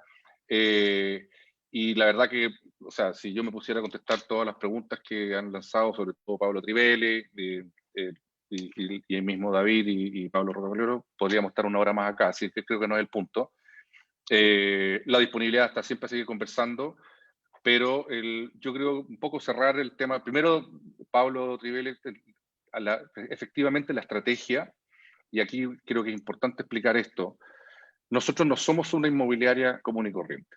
Nosotros no somos una inmobiliaria que básicamente renta de un negocio, invierte y está permanentemente buscando esa cacería sin fin de la siguiente plusvalía.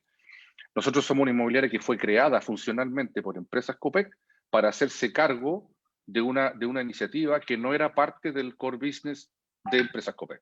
Empresas Copec es básicamente un conglomerado de empresas que tiene fundamentalmente actividades forestales y en un segundo orden hidrocarburos.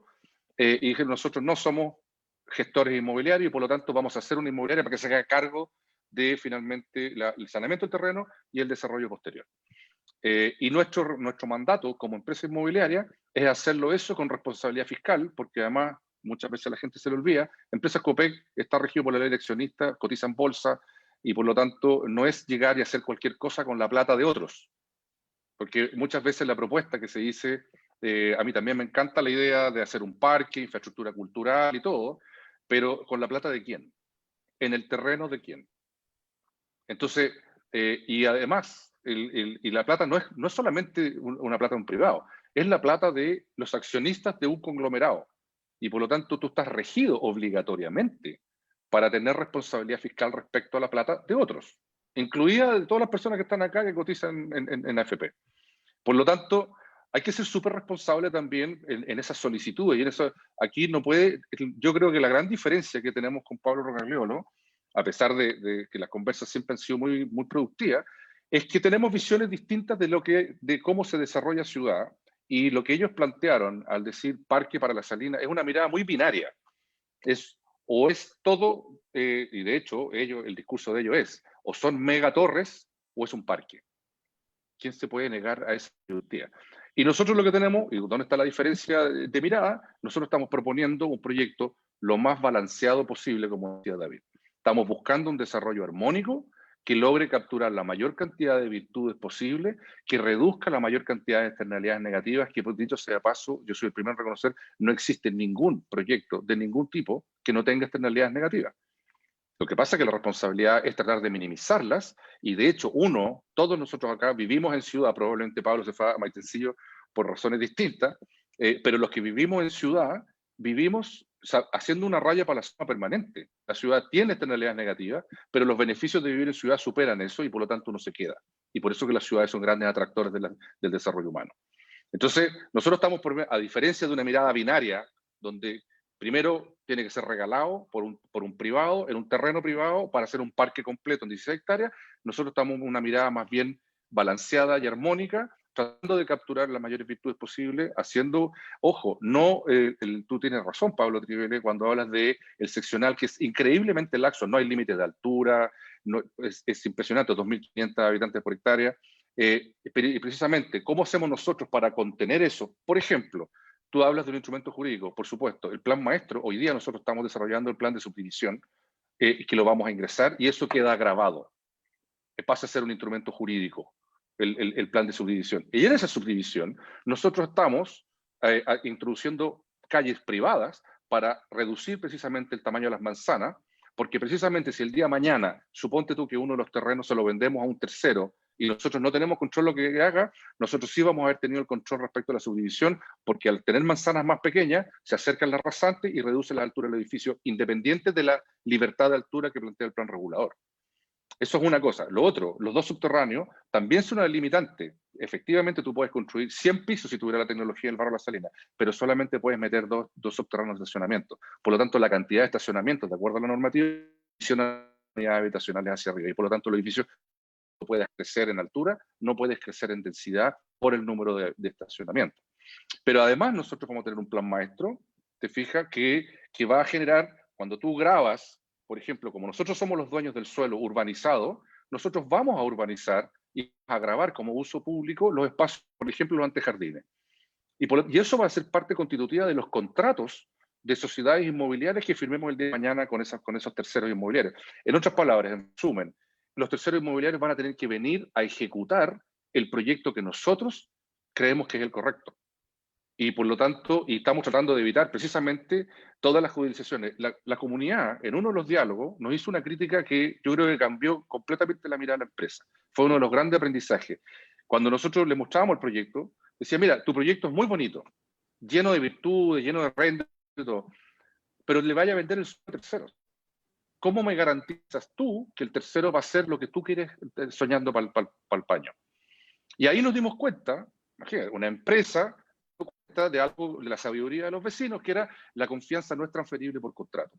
Yo no puedo confiar de que la confianza o el proyecto que yo soñé y que socialicé con los vecinos lo va efectivamente a ejecutar un tercero que no participó de esa relación y de ese compromiso. Y por lo tanto dijimos, no, entonces nosotros ahora tenemos que modificar el modelo de negocio para nosotros fijar las reglas de las sociedades inmobiliarias futuras y el inmobiliario que crea que va a ser el plan regulador o la ordenanza general por sobre el plan maestro, simplemente ni siquiera se va a sentar a la mesa de negociaciones con nosotros. Entonces, y eso se hace a través de certezas jurídicas. Efectivamente, por ejemplo, el plan de subdivisión es una de ellas. La forma en que nosotros vamos a desarrollar la secuencia inmobiliaria es otra. Tú no puedes meter 1.250 unidades residenciales de un paraguaso en 2 años en una ciudad que no crece. Tienes toda la razón. Por lo mismo, la secuencia de 10 años que les mostré es una forma de ir evacuando unidades en forma progresiva mientras tú estás revitalizando una ciudad con el espacio público y el... Entonces, básicamente, ahí yo no soy el experto inmobiliario, Pablo, en ese sentido. Tengo gente que sabe mucho más en el equipo, pero un poco lo que quiero transmitir es que tus apreciaciones o tus aprehensiones son correctas y son las nuestras también. Y con respecto a lo que dice Pablo Rocagliolo, yo creo que tenemos una diferencia de mirada importante. Creo que nos importan las mismas cosas, pero con interpretaciones distintas de cómo se logran o cómo se llegan a ellas. Pero nuestra propuesta es el balance armónico más correcto posible, lo cual no significa que estamos en el proyecto definitivo y en el proyecto último confirmado. Esto va a seguir iterando y vamos a seguir mejorando el modelo de negocio de tal forma de reducir altura, bajar constructibilidad, mejorar el espacio público, hasta que el equilibrio económico dé. Nosotros tenemos un mandato en términos de modelo, cuando tú me preguntabas por las rentabilidades, nuestro mandato es recuperar todo lo que nos hemos gastado, que no es plata nuestra, insisto, ¿no es cierto?, tanto en el saneamiento, en las urbanizaciones, todo lo que signifique que la inmobiliaria pone dinero, Empresas Copec me dice, recupéremelo. Nosotros no tenemos una instrucción de ganar la mayor cantidad de plata posible. No fuimos creados para eso. No tenemos otros proyectos. Nosotros lo que tenemos es una instrucción, recupéreme las platas con las tasas de descuento y con los respetos y las responsabilidades fiscales que una empresa que cotiza en bolsa está obligada por ley. Y esa es nuestra condición de borde económica y en base a eso nosotros tenemos que hacer funcionar esto, porque no tenemos un parque de 6 hectáreas o todo el paño norte, porque simplemente el equilibrio económico no se cumple. ¿Se fijan? Eso. Muchas gracias, Esteban. Me gustaría hacer un punto muy importante. Las universidades regionales hoy día cumplen un rol fundamental. Y esta región se caracteriza no solamente por tener 4 grandes universidades que están adscritas al Consejo Rector de Valparaíso, sino también tiene muchas más que potencian a la región. Tenemos una cantidad importante de académicos bien destacados. Y el profesor Luza apuntaba un hecho bien digno de destacar. Los académicos que han sido contratados o que han elaborado o que han dado algún análisis o alguna información o algún estudio sobre estos proyectos, lo han hecho en base al más alto estándar que hacen los académicos y que las universidades proveen para aquello. No hay ninguna obligatoriedad y no hay ninguna vinculación más allá de la contractual para que tenga que tener alguna definición o algún resultado antes descrito.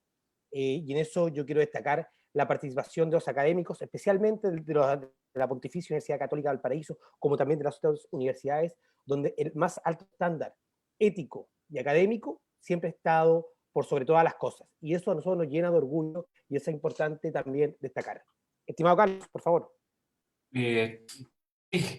Realmente, qué lástima tener que cerrar el webinar porque ha sido tremendamente interesante. Qué ganas de seguir escuchando a un Pablo de Trivelli, de Maitencillo, a Pablo Roncayolo y a Esteban y a David Luza. Bueno, lamentablemente se nos acabó el plazo, pero creo, Esteban, que nos quedamos cortos. Quizás podríamos seguir en una tercera, cuarta, incluso una quinta experiencia, porque vamos conociendo el proyecto, aparte el proyecto va enriqueciéndose con cada crítica, con cada comentario. Por lo mismo agradezco también a Roncayolo específicamente, a ti, Esteban, por estar abierto a críticas y a puntos de vista completamente opuestos. Y qué bueno que este debate sea con alturas de mira y con finalmente buscar lo mejor para Viña del Mar. Eso sería todo, me despido y les vuelvo a agradecer. Muchas gracias y nos encontraremos ya en una siguiente ocasión. Señor Crivelli, estamos en contacto tal como me lo pidió. Sí, muchas gracias. Adiós.